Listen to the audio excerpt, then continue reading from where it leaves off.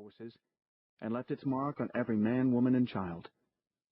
Most had stayed human, pitifully, inadequately human. A few discovered they had strange new powers to move objects at a distance, or cast fear, or otherwise alarm the populace. And a minority, the outcasts, Cal recognized, the most fragile or emotionally distanced, found themselves changed physically in ways that reflected their inner natures. Some, like his own lost sister Tina, metamorphosed into ethereal, radiant creatures that came to be known in some parts as flares or angel fire. Still others were compacted into grunters, loathsome, powerful homunculi that ran in packs and kept to the dark places of the earth. But even here there were eccentric loners like Howard Rousseau, who eschewed the more repugnant pursuits of their fellows, and who could be trusted, who could be friends. Then there were dragons. Eli Stern, lawyer supreme and Cal's former boss, had transformed into one of those appalling rarities back in Manhattan, where Cal's long pilgrimage had begun. A brilliant man, Stern, and a monster, really, even before the change laid its weighty hand on him. Stern's extreme makeover had unshackled him, freed him at last to do things he had previously only dreamt of.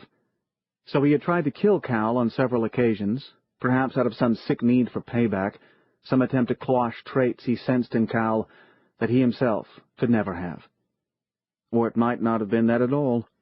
Cal realized he had never truly understood Stern, that the man, the dragon, had in the end been a total enigma to him.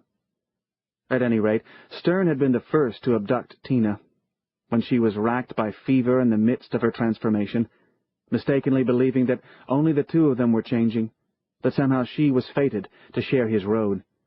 Stern had spirited her away to an area atop the dead office building where he and Cal once worked, had oddly been something of a midwife to Tina during the final stage of her rebirth. Incredibly, in his twisted, halting way, Stern had been gentle with her, even solicitous. Stern, who, to Cal's knowledge, had never spoken kindly of any woman, or man for that matter, who, as far as Cal had observed, had no kindness within him. In the end, to get his sister back, Cal had been forced to put a sword through him, and Stern had fallen 80 stories and more onto a Manhattan sidewalk. Cal stared up into the swirl of smoke from Magritte's funeral pyre, imagined it had taken on a dragon shape. Dead now? You would think so, after a fall like that. But it was a world of cruel miracles and surprises. Cal had been able to keep Tina with him for a time, as they had cobbled together their own makeshift clan out of friends and strangers. Colleen Brooks, who had been a mechanic in Cal's office building, and a neighbor down the block, though Cal hadn't known it. Doc Lysenko, sidewalk hot dog vendor, former physician, and veteran of Chernobyl. And finally, Herman Goldman, Goldie of the subway tunnels, odd foragings and unreliable wonders. They had set off in search of the source of the change, to see if they could somehow staunch it, unmake what it had made. In the woods of Albemarle County, they came upon Secret Service agent Larry Shango on his own urgent mission, and he had gifted them with the forbidden knowledge he carried, that the disaster that had upended the world had possibly stemmed from a classified program known, ironically enough, as the Source Project, its precise composition and location unknown.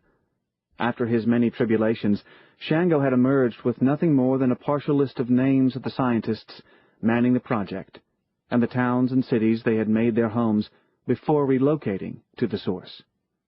In Boone's Gap, West Virginia, Cal had ultimately met up with one of them, Dr. Fred Wishart, who was no longer human but something immeasurably more pitiless and powerful, single-mindedly bent on maintaining the life of his comatose twin brother, Bob, even if it meant draining the life force from all who lived within the town. Cal and his friends had succeeded in saving Boone's Gap, but at a terrible cost. Both Wishart and Tina had been yanked back to whatever dwelled at the source, the malignant awareness that seized not only the two of them, but seemingly all flares anywhere not protected by some countering force. As for the other scientists at the Source Project, Dr. Marcus Sanrio, who spearheaded the effort, his immediate subordinate, Agnes Wu, all the other diverse talents who had likely unleashed this maelstrom on the world, Cal didn't know the least thing about them, whom they loved, who grieved for them, what had made them, in the end, living human beings. Whoever or whatever they might be now.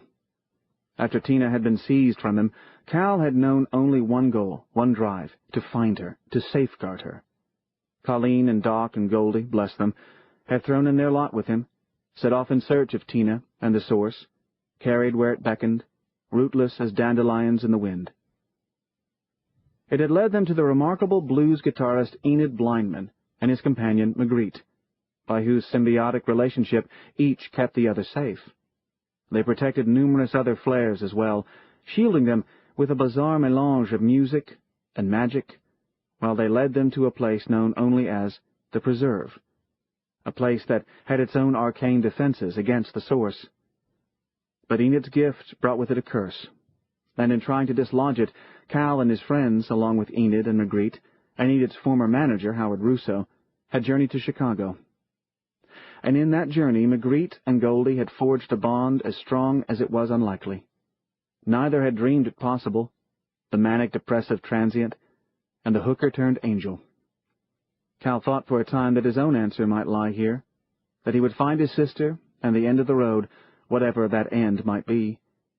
But he had found only a bizarre and terrible puppet called Primal, a puppet whose strings were pulled by Clayton Devine, former maintenance crew chief of the Source Project. Maintenance and security had been his specialties, and he had maintained and secured Chicago, held sway over it for himself and his followers for a time, until Cal and his friends brought it all tumbling down, and Magritte sacrificed her life to save Goldie, to save them all. Another soul distorted by the dark energy of the Source, Devine had disguised himself in stolen power, insulation from the scrutiny and reach of the more powerful entity at its heart. A futile attempt in the end, as futile as Fred Wishart's last stand in Boone's Gap, West Virginia. And who knew how many other last stands across the country, around the world, how many lives stolen or smashed or snuffed out. "There's a power in the West calling to us," Eli Stern had told Tina on the roof of the World, the skyscraper summit to which he had flown her on that lost summer night. And Stern had said, too, soon it's going to own the world. So there was a clock ticking inside all of them. Tick-tock. Find it. Stop it. If they could. The fire was all but dead now, and Cal shivered against the chill that had seeped into his bones, despite the Gore-Tex and layering. Goldie stood nearest the pyre, seemingly untouched by the cold. Cal and the others had let him keep his distance and his silence. His eyes met Cal's, but what was behind them kept its own counsel. His jaw muscles were taut, his head cocked at an angle, as if listening to a distant conversation. To the west. Of all of them, Goldie was the least changed without. Still had the hectic, beautiful black curls, the straw cowboy hat with the 5 aces in the brim, very much the worse for the wear, having been lost, trampled, and rained upon, the cacophonous ensemble of Hawaiian, plaid, and paisley shirts. But he was the most changed within. The playfulness and antic spirit that had greeted Cal at their first and subsequent meetings was quelled now, seemingly extinguished, to be replaced by what? Grimness and darkness and a growing power. How much Magritte, and her loss, had been a catalyst for this, Cal didn't know, but he suspected it played a great part. Love was both a shield and a sword. It could protect, and it could wound. The same emotion that led Goldie drove Cal to find Tina, and it would determine the choices Colleen and Doc made, or failed to make, when the fire rained down on them all. The sun was higher now, cresting on the stark branches as the city shifted and stirred and discovered itself. The last remnants of blackened logs fell in on themselves, threw up a firefly swarm of sparks, and became still. "We need to get the horses saddled and packed," Cal said. They nodded and turned from the lake to the road again. Part 1. Medicine and Storm. Tomorrow never happens. It's all the same fucking day. Janis Joplin. Chapter 1. East of Storm Lake, Iowa. All right, I admit it.